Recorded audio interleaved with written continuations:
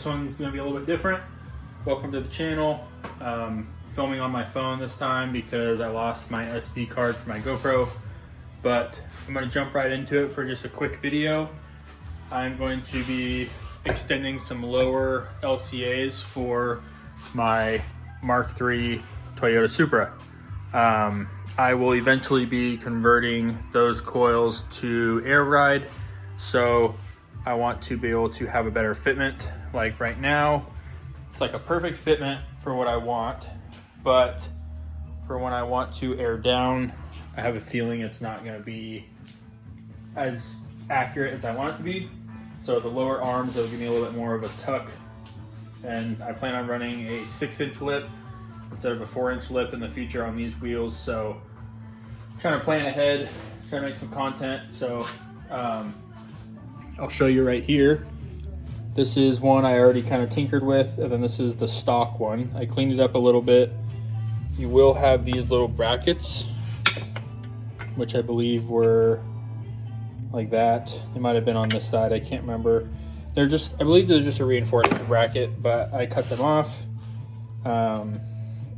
This is pretty common from what I've seen in the community. A lot of people though, they cut this off and then they'll do like 1.5 inches, which I'm not gonna do. I only did 3/4 because I'm not going for insane camber. Now, for starters, before I get too far into it, basically all I did was you take your grinder and I drew a straight line here, flush with these 2 holes, back and then down each side, and this whole piece will come off separately like this. And then I have a chunk of steel, and here's my 3/4 inch line. I cut the strip out, and a lot of people just do one piece, one piece, one piece on the bottom, one piece. What I did was I actually made it long enough and I bent mine. So this is actually bent all one piece except for the bottom.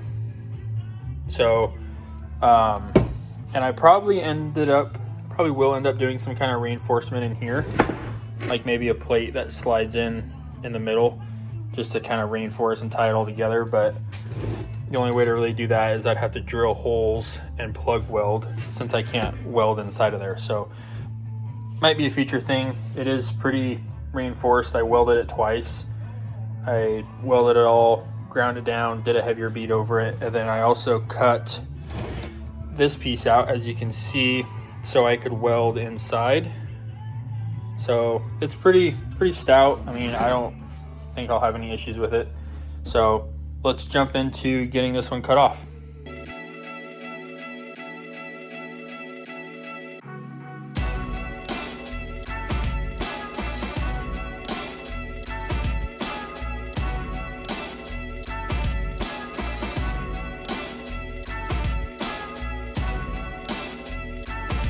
So I kind of missed a spot, but you do have to cut your strip out, just because when you get to here, that's going to be your depth of what you want. As you can see, like I said before, this is only 3/4. It's kind of hard to tell because of the weld, but that's what this is. This is still kind of toasty, but I'm going to show you guys how I used it as a one piece. Basically, all I did was I found center on the strip that I cut out.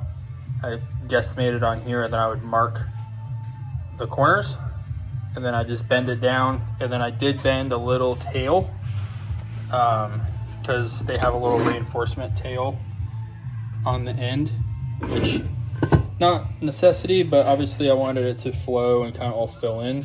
So let me mark this out. Okay, so figured I'd show you this. I don't have a tripod, so you're sitting on my shelf, but basically I just roughly find center, and then what I will do is,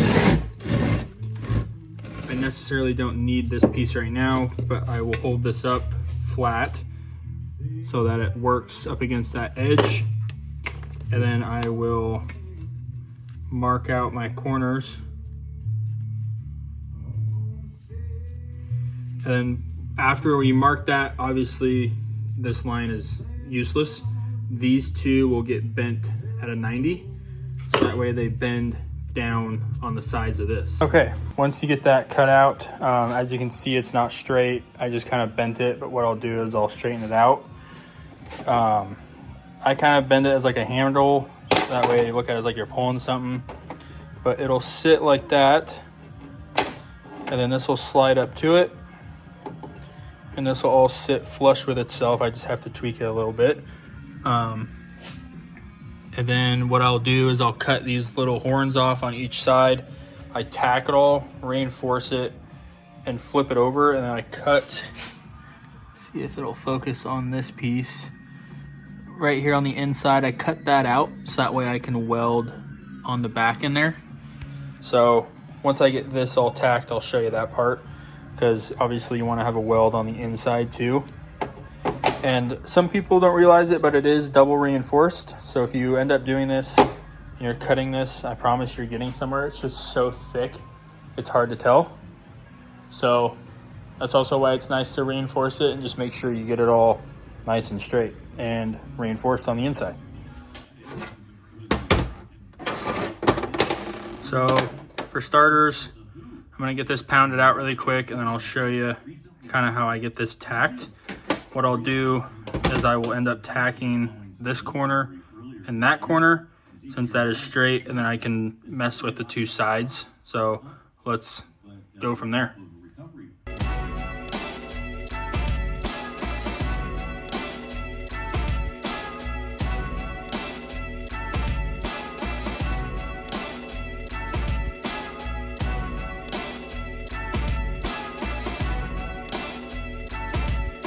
Okay, so as you could tell in that video, I got it all tacked on there. I extended it out, and I also cut this back plate out, which just gives me room to be able to weld in there. So I'll weld in there, and then I weld this back on to reinforce where it was, because it sits about right there. And then I'll take another strip of my 3/4 inch, and I grind this down on each side, and I weld it across. And then I will eventually probably end up planning on putting a strip this way, maybe on the end, just to kind of help reinforce this piece, because I don't know how much load there's going to be. So let's get to welding this up.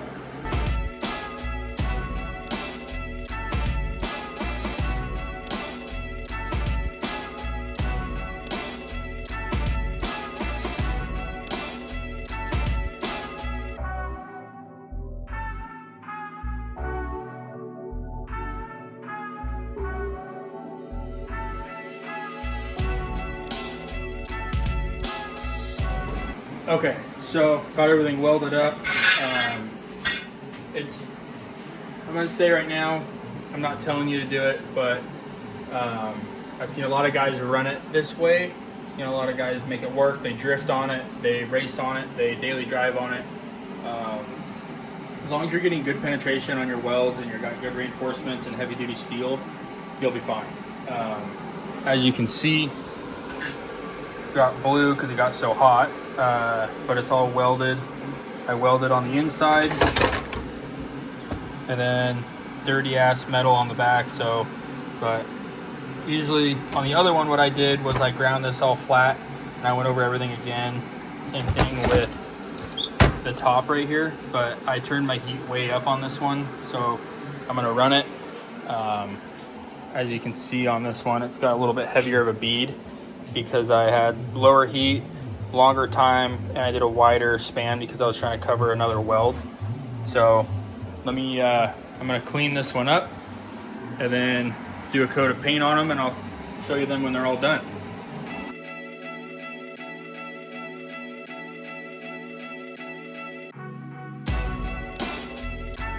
Okay, I got this one all cleaned up, so now it matches.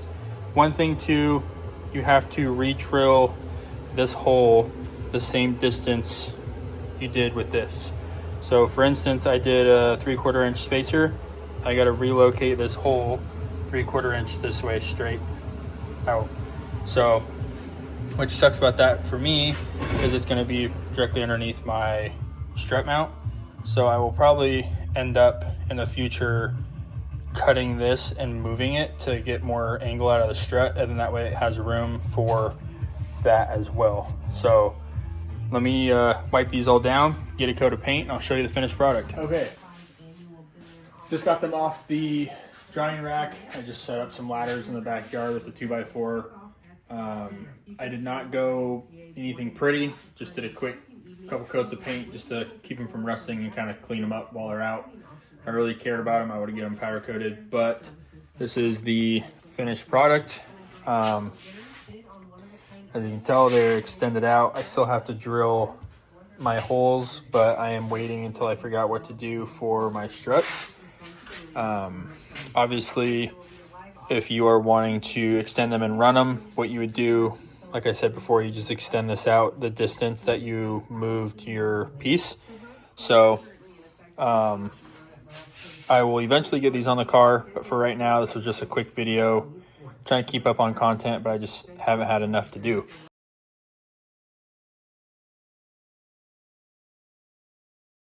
I definitely appreciate you guys watching. I have a huge project coming up. To spoil a little bit, the current 7M that is in here, which some of you may or may not have seen. This is a 7M GET. It's got a whole set Cummins turbo. It's got the FFIM 1ZZ coils. I'm actually selling that setup, and I'm going to a 2JZ just because I'm familiar with the 2J a little bit, not so much with a 7M. Everything I've done to this car I've learned as I went, which doesn't hurt. I mean, I'd love to know more. So, and a 2J is a very well-known platform for the Mk3 Supra. So if I can run that in here, which I have a good deal on some stuff that I'm snagging, I'm going to try to start a series or at least show some stuff on that, on how I'm getting it in there and what's needed. So hopefully you guys stay tuned, and thanks for watching, and enjoy the Mk3 Supra.